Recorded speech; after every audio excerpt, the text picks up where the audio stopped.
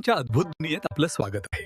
मी अमित कुमार शेलार घेऊन आलो आहे कथा, कादंबरी आणि अभिवाचनाचा अनोखा संगम. रसिक मित्र हो, नमस्कार. मी अमित कुमार शेलार आपणासमोर माननीय श्री जगन्नाथ शिंदे यांची कवडसा या कादंबरीचं क्रमशः अभिवाचन करणार आहे. आज पहिलाच भाग. यानिमित्त माननीय श्री जगन्नाथ शिंदे यांनी शांती पब्लिकेशन्स पुणे यांनी प्रकाशित केलेली ही कवडसा ही कादंबरी आपणासमोर अभिवाचन करणार आहे. तत्पूर्वी आज आपण पहिल्यांदाच माझ्या चॅनलवरती आला असाल आणि माझा चॅनल अजून सबस्क्राईब केला नसेल तर माझा चॅनल जरूर सबस्क्राईब करा. तर ऐकूया माननीय श्री जगन्नाथ शिंदे यांच्या कवडसा या कादंबरीचा भाग पहिला. तत्पूर्वी माननीय श्री जगन्नाथ शिंदे यांनी अनेक कादंबऱ्या लिहिल्या. त्या कादंबऱ्यांचं अभिवाचन करण्याची आम्हास परवानगी दिली. त्याबद्दल त्यांचे मनःपूर्वक हार्दिक आभार व्यक्त करतो आणि त्यांच्याच परवानगीनं आपणासमोर त्यांची कवडसा ही कादंबरी अभिवाचन करीत आहे. पूर्ण आयुष्य समाजसेवा करणारी वधू हवी. मंजुश्रीनं वाचले ती उडालीच. पुन्हा वाचले. पूर्ण आयुष्य समाजसेवा करणारी वधू हवी. संपर्क पुढे मोबाईल नंबर होता. मंजुश्रीनं वधूवर सूचक जाहिरातीत ही जाहिरात वाचली. रविवारचे वर्तमानपत्र ती वाचत होती. वाचता वाचता अगदी सहज वधूवर सूचक कॉलमकडे नजर गेली.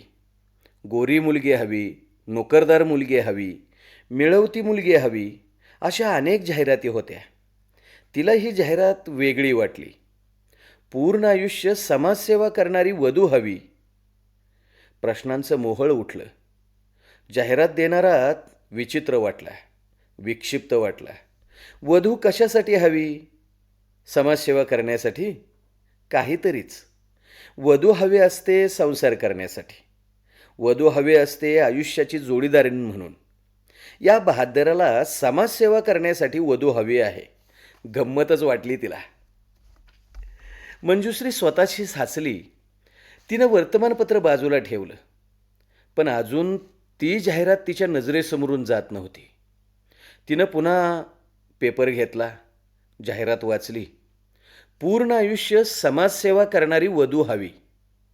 नवा प्रश्न. समाजसेवा करणारी वधूच कशाला हवी? कोणीही समाजसेवका मिळाली असती की. आणि वधू शोधून संसार करता करता समाजसेवाही करणारी वधू मिळाली असती की. प्रथम संसार मग समाजसेवा. नक्कीच हा माणूस विक्षिप्त असावा. नवा प्रश्न, प्रश्नातून प्रश्न. तिनं संसार करायचाच नाही का? तिनं केवळ समाजसेवाच करायची का? संसार करण्यास तो वर पात्र नसेल का? म्हणजे रोगी, वयस्क किंवा तृतीयपंथी. तिनं पुन्हा जाहिरात वाचली. वराबद्दल काहीच लिहिलेलं नव्हतं. वय, शिक्षण काहीच नव्हतं. डोक्यात पुन्हा गोंधळ. कसा असेल तो? वृद्ध, तरुण, कुरूप, सुंदर की विक्षिप्त? मनाला कोण कुंपण घालणार? डोळ्यापुढे मनाने अनेक आकृत्या तयार केल्या. मग एकाही व्यक्तिरेखेत तोच असेल असे ठामपणे ती सांगता येत नव्हतं. स्वास्थ्य हरवून जाण्यास विशिष्ट कारण असावे लागते असं नाही. आता हेच पहा. मंजुश्रीनं मुद्दामहून वधू वर स्थळे पाहिली नव्हती. तरीही तशी गरजही नव्हती. आजवर तिने किंवा पप्पा मम्मीने साधा विचारही केला नव्हता. दुसऱ्या कोणासाठी माहिती घेण्यासारखी परिस्थिती पण नव्हती. सहज वाचलं. कितीतरी बातम्या, जाहिराती आपण गरजेशिवाय वाचतो. तिथल्या तिथं सोडून देतो. प्रत्येक गोष्टीची उकल करायची झाली तर मेंदू साथ देणार नाही.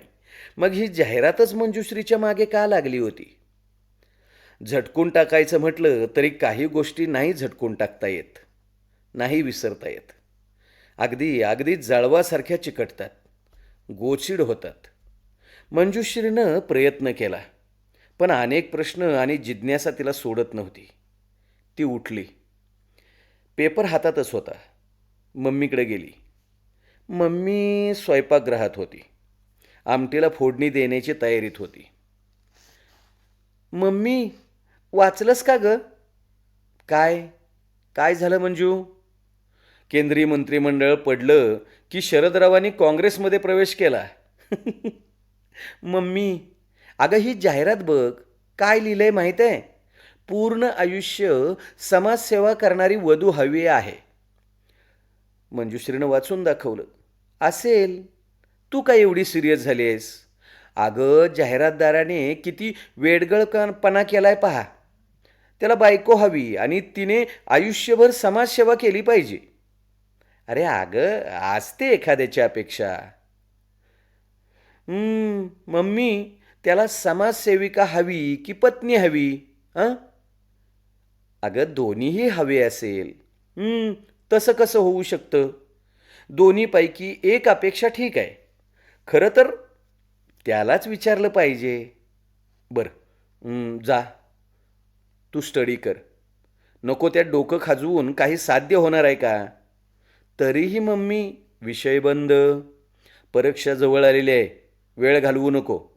मिनिट आणि मिनिट महत्त्वाचा आहे तुझा.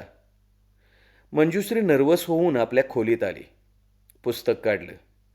एक अक्षर दिसत नव्हतं. दिसलं तरी स्मरणात राहत नव्हतं. डोळ्यापुढं जाहिरात दिसत होती. राहावेना. तिनं मोबाईल घेतला. नंबर दाबलं. रिंग वाजू लागली. आत हात थरथरला. वाटलं कट करावा, पण मन तयार नव्हतं. हॅलो. आवाज गोड वाटला, पण मंजुश्रीला काय बोलावं ते सुचेना. हॅलो, कोण बोलतंय? तरीही मंजुश्री गप्प. तोंड उघडे, पण शब्द घशात अडकलेले. अहो बोला ना, कोण आहे? Hello hello. मी मंजुश्री मंजुश्री गलांडे. ओ बोला बोला मंजुश्री. जाहिरात वाचली. थँक्यू. बोला, तुम्ही तयार असाल तर. तयार म्हणजे जाहिरातीप्रमाणे? तसं नाही हो. जाहिरात वाचून अनेक प्रश्न निर्माण झालेत माझ्या मनात. आपण विचार करू शकता. तसं कसं विचारता येईल? सर्वच प्रश्नांची उत्तरे फोनवरून कशी खरी वाटतील? ओ, तेही खरं आहे. एकतर मी कसा आहे, कसा दिसतो, कसा बोलतो हे फोनवरून समजणं शक्यच नाही. मंजुश्रीला माणूस हुशार वाटला. उभं आयुष्य काढायचं म्हटल्यावर पाहण्याचा कार्यक्रम. तुमचा काहीतरी गैरसमज होतोय. म्हणजे लग्न करण्याचा विचार माझ्या डोक्यात नाही आहे. सॉरी. मग आपण फोन बंद करू शकता काय? तसं नाही. माझ्या डोक्यात अनेक प्रश्न. हे पहा, ज्या रस्त्याने आपण प्रवास करणार नाही त्या रस्त्याचा विचार करण्यात काहीच अर्थ नाही. बंद करू? नाही हो. मी अस्वस्थ. अहो, तुम्हाला स्वास्थ्य लाभो अशी देवाजवळ प्रार्थना करतो. ठेवू आता प्लीज. माझे काही प्रश्न आहेत. मला वाटतं आपण प्रश्नांची अचूक उत्तरे स्वीकारावीत. आपण शक्य असेल तेव्हा येऊ शकता. नंबर तुमच्याकडे आहेच. पत्ता हवा असेल तर लिहून घ्या. गुरुवार पेठ, सातारा. त्याने फोन बंद केला. मंजुश्रीला उगाचच वाटलं आपण फोन करायला नको होता. करून तर झाला होता. त्या फोनने नवे प्रश्न जन्माला घातले होते. आवाज गोड होता, पण त्यावरून वयाचा अंदाज येत नव्हता. दिसण्याचा प्रश्न नसल्यानं व्यक्तिमत्व नजरेसमोर येत नव्हतं. रंग, डोळे, काही काही कळत नव्हतं. ती झटकत होती, पण लोचट मन पुन्हा पुन्हा त्याच्या भोवतीच पिंगा घालत होतं. कधी कल्पनेतील तो तरुण फोटोतील रामासारखा दिसत होता, तर कधी कृष्णासारखा. हिंदी मराठी चित्रपटातल्या साऱ्या देखण्या नायकातही त्याला पाहून झालं होतं.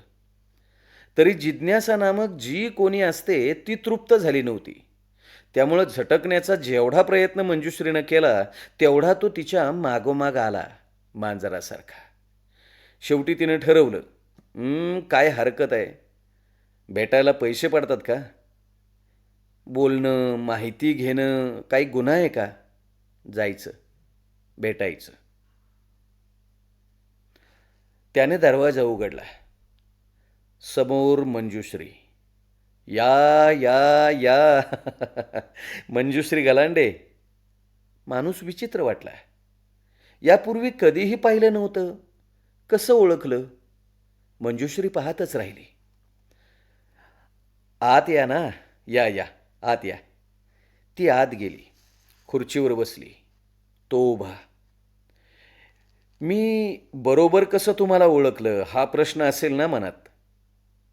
माणूस मनकवडा होता, सांगतो.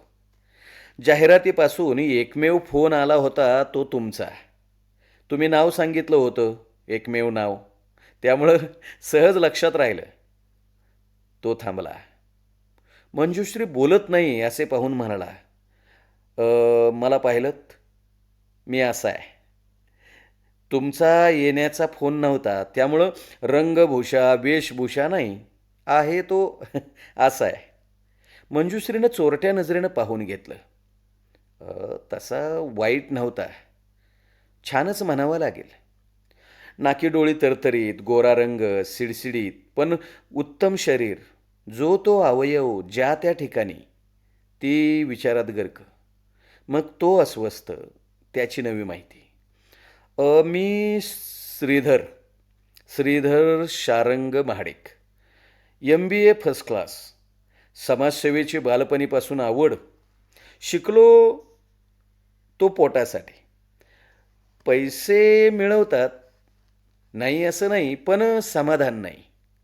समाजसेवेचं व्यसन आहे, जवळजवळ त्याच्यासाठीच पगार खर्ची होतो. तुम्ही म्हणाल जगता कशावर प्रश्न मनात येणं साहजिकच आहे, म्हणजे ते शक्य आहे. एकतर माझ्या गरजा मुठभर. म्हणजे काय, व्यसन नाही, हौस मौज नाही, साधी कपड्या लत्त्याची हौस नाही, पायजमा सदरा बस. MBA असून पायजमा सदऱ्यावर ऑफिसला जाता? सहजच प्रश्न मंजुश्रीचा. त्यावर श्रीधर एखाद्या सभेत बोलावं तसा बोलू लागला. काय फरक पडतो त्याने? वस्त्रांचा उपयोग काय? शरीराला झाकणे, आबरूरक्षण. बुद्धी विचार थोडेच कपड्यावर अवलंबून असतात. कंपनीत जातो, फॉरेनची कंपनी, सारे बूट कोट टायमध्ये असतात. अगदी माझे असिस्टंटसुद्धा मी हा असा. म्हणजे नाही फरक पडत. एखादा प्रश्न निर्माण झाला तर माझा सल्ला साहेब असतो. हो, अगदी सुटाबुटातील साहेब. इंग्रजीवर कमांड आहे. फ्रेंच येतं, हिंदी, मराठी, गुजराती, जवळजवळ 15 भाषा अस्खलितपणे बोलतो मी. काय? हो, बुद्धिमत्ता डोक्यात असते, कपड्यात नसते. इथं भारतात राहायचा निर्णय घेतला, नाहीतर अमेरिकेत गेलो असतो तरी पायजामा शर्टच वापरला असता. का नाही वापरावा? महात्मा ज्योतिराव फुले खांद्यावर घोंगडे टाकूनच साहेबांना भेटेला गेले नव्हते का? डॉक्टर आनंदी जोशी 9 वारीतच फॉरेनला वैद्यकीय महाविद्यालयात जात होत्या. म्हणजे फॉरेनला जाण्याची तुम्हाला संधी होती. अहो आजही आहे. 3 लाख महिना सहज मिळतील. 3 लाख? अगं मागं लागल्यात कंपन्या, पण जाणार नाही. कारण माझी गरज येथील जनतेला आहे. अधिक पैसा मिळाला तर तो तेथील जनतेला त्याच प्रमाणात पाठवता येईल. अहो पण मी त्यांच्यात नसेन. त्यांच्या माझ्यातील अंतर मला दूर नेईल. मंजुश्री प्रभावित होती, भारावली होती, ऐकत होती. मी आईवडिलांना सोडीन, म्हणजे सोडलंच आहे, पण ह्या जनतेला सोडणार नाही. आईवडिलांना सोडलंय म्हणजे? मला आईवडील आहेत. एक मोठा भाऊ आहे, पण नाही जमत. त्यांचे माझे विचार नाहीत जुळत. ते वेगळे राहतात. मी हा असा एकटा. आईवडिलांशी जरा जुळवून दोन ध्रुवावर आहोत आम्ही. इतर आईवडिलांप्रमाणे त्यांनीही स्वप्न पाहिले होते. मुलगा शिकेल, मोठ्या पगाराची नोकरी करेल, बंगला गाडी दारात येईल. पण मी हा असा. आणि जुळवून घेणं म्हणजे काय? हं? तडजोड करताना किती ताणतणाव सहन करावा लागतो. मन मारावं लागतं, बुद्धी खर्च करावी लागते. चूक नसतानाही गप्प राहावं लागतं. ते मला शक्य नव्हतं. म्हणजे आताही नाही. मी आज जसा आहे तसा बाहेर. स्पष्ट सांगितलेलं. म्हणजे सगळे विचार. स्वप्न वेगळी, जगणं वेगळं. मी तुमच्यावर नाही राहू शकत. स्वतः घर सोडलं, इथं आलो. उद्या समजा तुमचं माझं जमलं नाही तर माझ्याशी? Oh sorry, I am very sorry. मी आपलं लग्न झालं आहे असं समजून बोललो. सॉरी. जाऊ द्या, आपण दुसरं काहीतरी बोलू. तिनं त्याला त्या विषयापासून तोडण्याचा प्रयत्न केला. हो, का नाही, बोलूया ना. अगदी मोकळेपणाने बोलू. माझ्या अपेक्षा सांगितल्या. पूर्ण आयुष्य समाजसेवेसाठी. तुम्ही एकटेच समाजसेवा करू शकलात की? लग्न हा विषय गौण आहे. तर मग लग्न कशासाठी करता आहात? स्पष्ट बोलू. नाही म्हणजे बोलतो. तुम्ही रागवलात, चिडलात तरी बोलावेच लागणार आहे. मी तरी पण बोलणार आहे. आता जे आत आहे तेच बाहेर. हे पहा, विशिष्ट वयात शरीराला भूक असते. निसर्गाने त्याला ही नर मादी तयार केली, बरोबर? समाजसेवा माझ्या जीवनाचं ध्येय असलं तरी माता पिता, बहीण भाऊ, तरी शरीराला धर्म सोडला आहे का? शरीराला धर्म आहेच की. ओ, म्हणजे केवळ शरीराच्या भुकेसाठी तुम्हाला लग्न करायचं आहे. गैरसमज करता आहात. तुमच्या वाक्यातील शब्दाला माझा आक्षेप आहे. ती भूक ऋषीमुनींना टाळता आली नाही, पण केवळ त्यासाठी लग्न असं नाही. अहो, लाईफ पार्टनर आणि तोही समाजसेवक अशी अपेक्षा आहे. तरी एक प्रश्न अनुत्तरितच आहे. स्पष्ट बोला. वेळ गेला तरी भविष्याच्या दृष्टीनं चर्चा होणं गरजेचं आहे. अगदी मोकळ्या मनाने बोला. तूर्त मला मित्र समजा. तुमची मैत्रीण समजलात तरी हरकत नाही. हे पहा, हसण्यासारखं काहीच नाही हं. मुली आपल्या मैत्रिणीशी नाजूक विषयावर बोलतात, असा माझा समज आहे. तो बरोबर असेल तर नाजूक विषयावर बोलण्यासाठी मी तुमची मैत्रीण होण्यास तयार आहे. बोला, विचारा. हे पहा, उंबरठ्यात पती आणि पत्नी एक दुसऱ्यावर विश्वास ठेवू शकतात. विशेषतः स्त्रियांनी उंबरठा ओलांडल्यावर. आज पुरुषांबरोबर स्त्रिया नोकरी व्यवसाय करतातच की. समाजसेवा ही नोकरी, व्यवसाय, उद्योग नाही. ती पूर्ण वेळ सेवा आहे. नोकरी व्यवसायाला विशिष्ट वेळ असते, ठिकाण असतं. पण समाजसेवा म्हणजे वेळ, काळ, मर्यादा या बाबींचं कुंपण नाही घालता येत. म्हणजे हे पहा, दुर्गम भागात काम सुरू केलं तर 8-8 दिवस घराचं तोंडही पाहता येणार नाही. त्या ठिकाणच्या परिस्थितीनुसार राहावं लागणार. बरोबर कोण असेल, मुक्काम कुठे असेल, हे अगोदर सांगणं शक्य आहे का? हं? चांगल्या विषयावर बोलतो आहोत आपण. याहीपेक्षा मोकळेपणानं बोलतो आहोत आपण. हे अधिक महत्त्वाचं आहे. हे पहा, लग्न झालं की 2 मने, 2 शरीरे एक होतात असे मी मानतो. यापुढं जगणं स्वतःसाठी राहत नाही. जे करायचं ते दोघांसाठी हे निश्चित झालेलं असतं.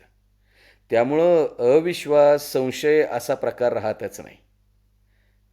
तारुण्याच्या विशिष्ट वळणावर तरुणींची स्वप्न उथळ असतात. सारेच अति संवेदनशीलतेच्या अधिष्ठानावर इमले इमले इथं उभे केलेले असतात. लग्नानंतर खरे खरे जगायचे असते, वास्तव. त्यावेळी कल्पनारंजकता, स्वप्न असे काही नसते आणि मग कलह बीज अंकुरतो. हे पहा, मला वाटतं आपण उभ्या आयुष्याचा विचार करून आला आहात.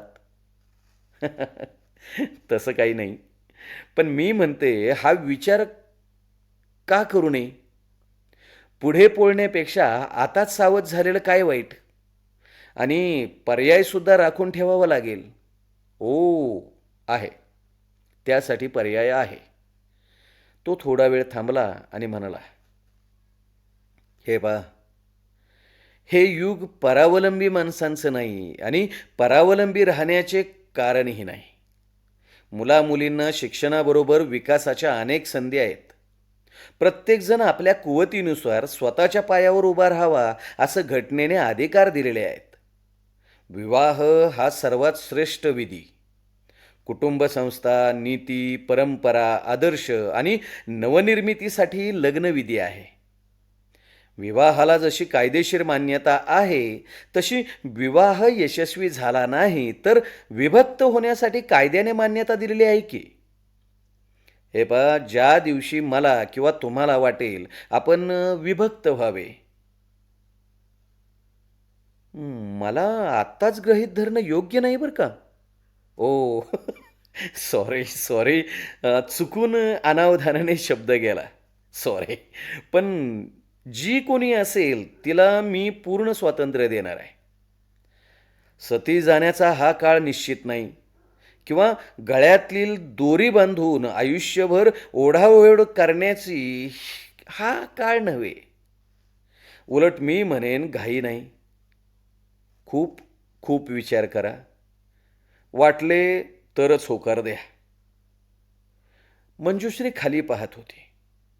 नवा प्रश्न, विषय आता तरी तिच्या डोक्यात नव्हता आणि घाईचेही कारण नव्हते. विचारांती निर्णय घेता येणार होता. ती बोलत नाही असे पाहून तो म्हणाला, हे पहा, आताच विचार करण्याचं कारण नाही. उभ्या आयुष्याचा घाईत निर्णय घ्यावा असं मला वाटत नाही. त्यात त्यात तुमचे माता पिता, बहीण भाऊ यांच्याशी चर्चा व्हावी. शेवटी काय आहे, आजवरचे जीवनाचे साथीदार ते आहेत, जन्मदाते आहेत तुमचे. माणूस विचारी वाटला तिला. आपली मते लादत नव्हता, विचार करण्यास वेळ देत होता. हे पहा, हेही लक्षात घ्या, एकदा विचार झाला, लग्न केलं की त्यांची म्हणजे आईवडिलांची किंवा इतरांची लुडबुड मला चालणार नाही. माझ्या माहितीप्रमाणे इतरांच्या हस्तक्षेपामुळे आपण त्याला कान फुंकणे म्हणू. 50% अधिक विवाह याच्यामुळेच अयशस्वी होतात. दुसऱ्याच्या संसाराशी देणं घेणं नसतं. विवाह तुटल्याने काय घडेल याचा विचार नसतो.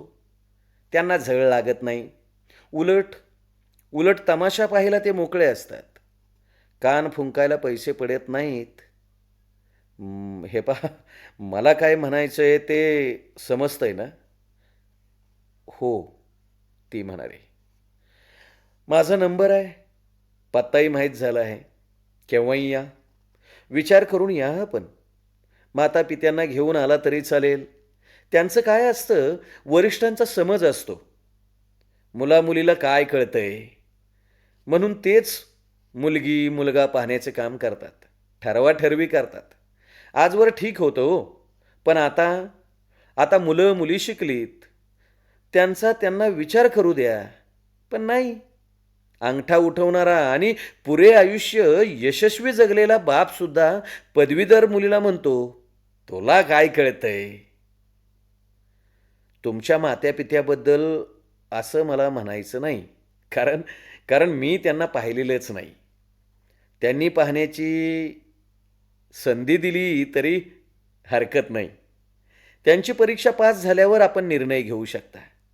पण एवढं मात्र खरं, समाजसेवा.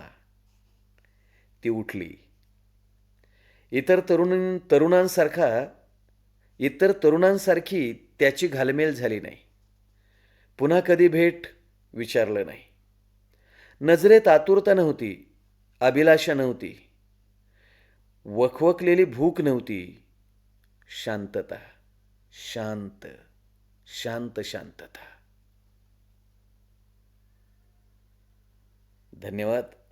रसिक मित्र हो, आपण ऐकत आहात माननीय श्री जगन्नाथ शिंदे यांच्या कवडसा या कादंबरीचा भाग पहिला. आणि हो, पुढचा भाग ऐकण्यासाठी लवकरच आपल्यासमोर येत आहे. तर ऐकूया.